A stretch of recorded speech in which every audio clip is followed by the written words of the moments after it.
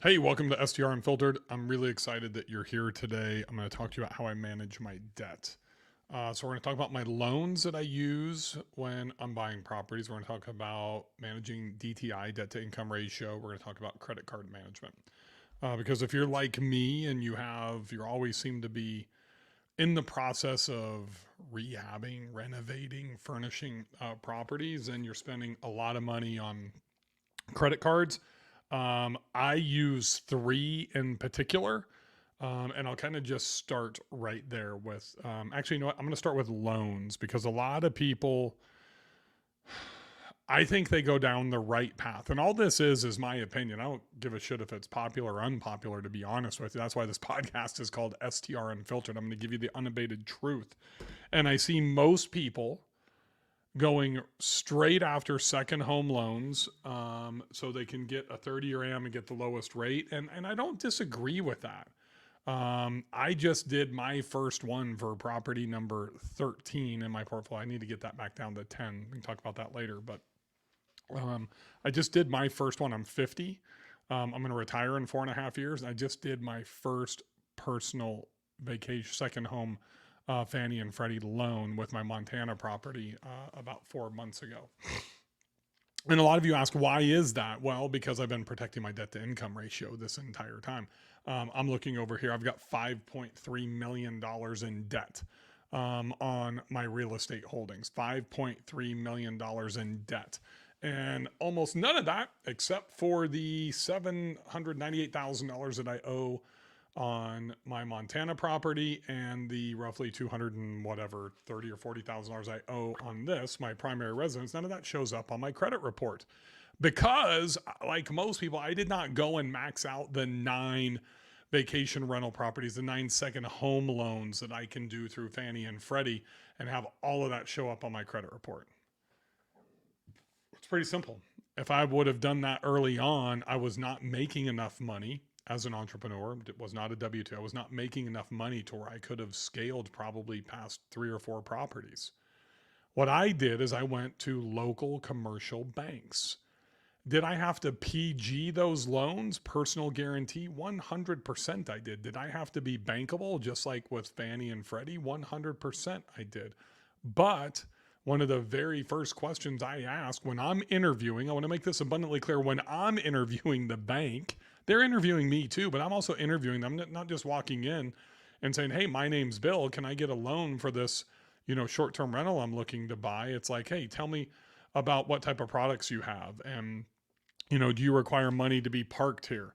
What's my maximum amount of loan capacity with any one client? Can I get preferential treatment with multiple loans or more money parked or any of those types of things? I'm asking them, the bank, and one of those key questions is, do you report to the credit bureaus? And if they say yes, then I just say, awesome, thank you very much. And I go through my questions, I leave, and I'll find another bank that does not.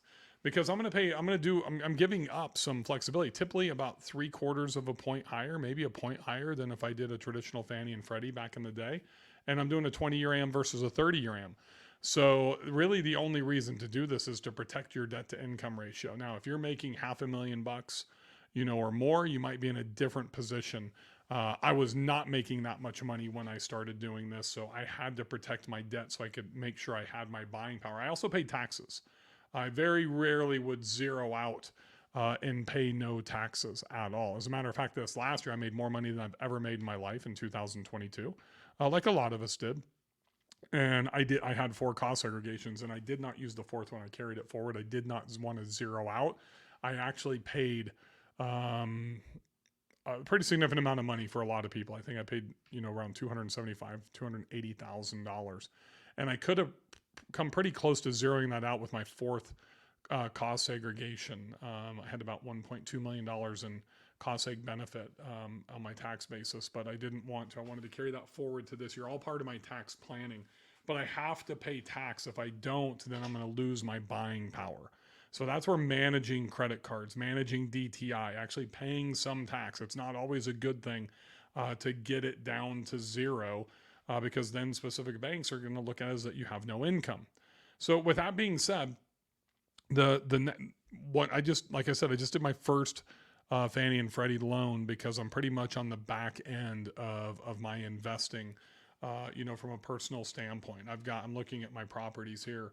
I've got two too many than I want, and I'm under contract for two right now. I really don't want to have more than 10 properties. I'm making enough money. My net income is pretty much right where I want it to be. And I'm using that net income to pay down my debt. So that's a whole nother thing. I'm paying down my debt. I've got $13,300,000 in current value, just under 8 million, 7.96 million in equity, and 5.3 million in debt. So the 977 that I'm doing on net income, I'm using that to pay down the debt. My wife and I don't have to live off of that, thank goodness. So we live off of other businesses that we have, and I'm paying down that debt. So right now I'm looking at about 5.5 to 5.75 years to pay that down. That's why I sold my Beach Mountain property, to get rid of that debt, pull that equity, and reinvest that in one of the properties I'm under contract right now on a 1031, because I will 5x, maybe even 6x the net cash flow on that. So if I do that, then I should be able to speed up paying down that $5.3 million in debt to about 4.5 years. So those are all different strategies that I'm doing to manage my debt. The other thing really is my credit cards. So with credit cards, I'm spending an average of about $20,000 to $30,000 a week. It looks, well, maybe not a week, probably about 30 to 40,000 a month on credit cards, unless I'm really in buying mode and I'm juicing up Minoan with a lot of furniture for a new property. But I'm paying that off typically every 2 to 3 days. And if I'm in buying mode, meaning not like buying furniture and that type of stuff, but if I'm in the process of acquiring properties like I am right now, I am looking at that every single day. And I don't want to have any more than about a 3 or 4% ratio, because all of my debt's credit card debt, right?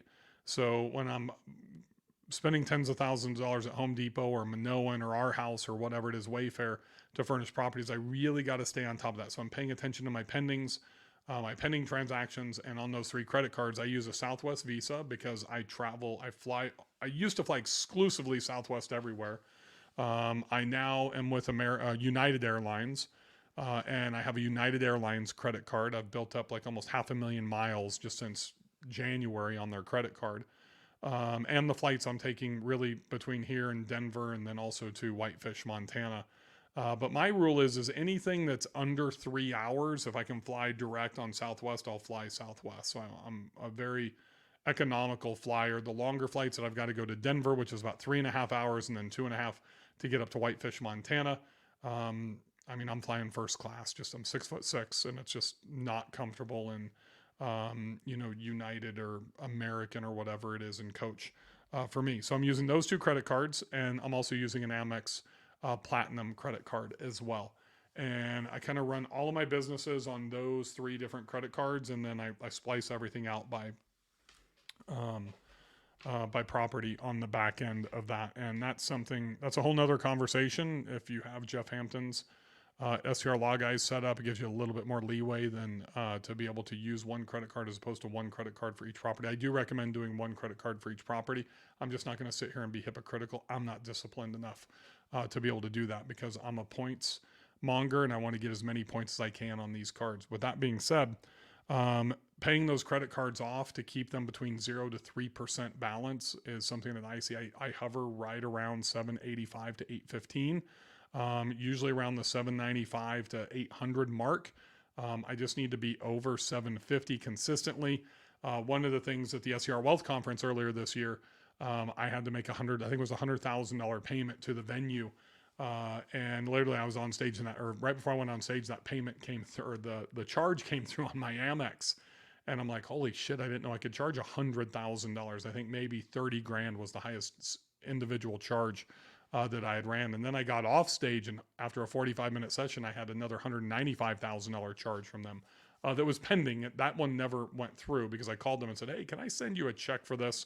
I don't need $300,000 on my credit card. But one, not starting off with second home loans, starting off with commercial products. I am not talking about DSCRs. I'm talking about local banks, commercial loans, Two is managing my credit cards, paying off my credit card debt, keeping my credit card debt absolutely to a minimum. The third thing is my wife owns all of our bad assets. I do not. I have a 2022 Ford Raptor. Probably one of the favorite vehicles that I've ever had. Actually, love it.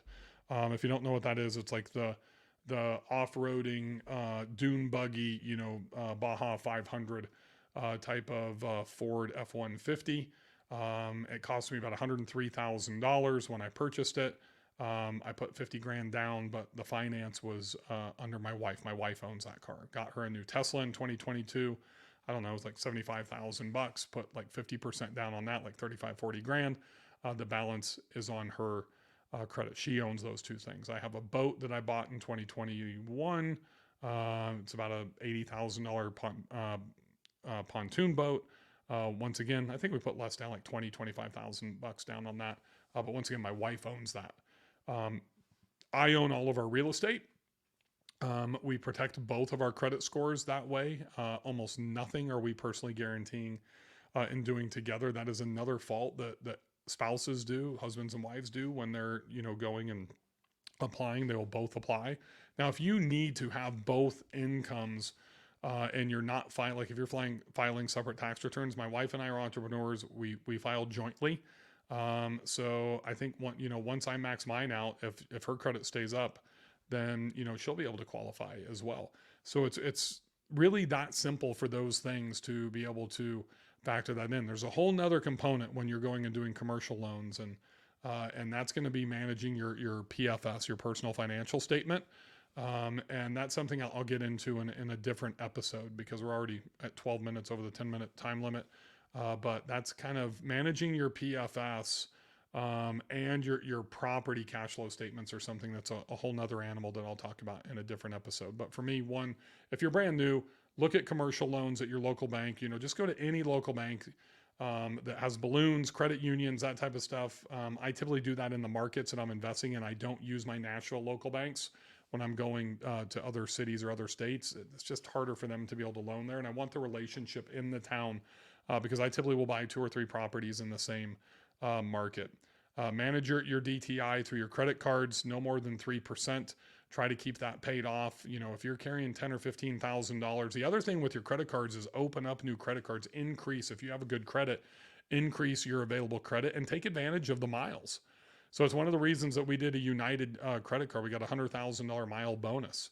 And I will do that with airlines and get the miles, or with Marriott or Bonvoy, whatever that is. Anything that's transferable, if you are a hacker, a point hacker, make sure that you are using credit cards and entities and accruing your points to where you can transfer them. If they're not transferable, then they're a little bit less valuable. But if you have a $25,000 credit limit and you have the ability to get that to 40 or 45, do it. It's a hard pull, but it's maybe drop 4, 5, 6 points. But then the more credit you have, the easier it is to stay under that 3%. A lot of people stay at 3 to 5%. I like to be 0 to 3%. So as soon as I have heavy charges, and I'm going to go in immediately and I'm going to make payments on those as well. Make sure you allocate the debt. The spouse that's going to be signing on all your loans, give all the bad debt, the motorcycles, the boats, the airplanes, whatever, that type of stuff. Give that to the spouse that is not going to be signing on the debt.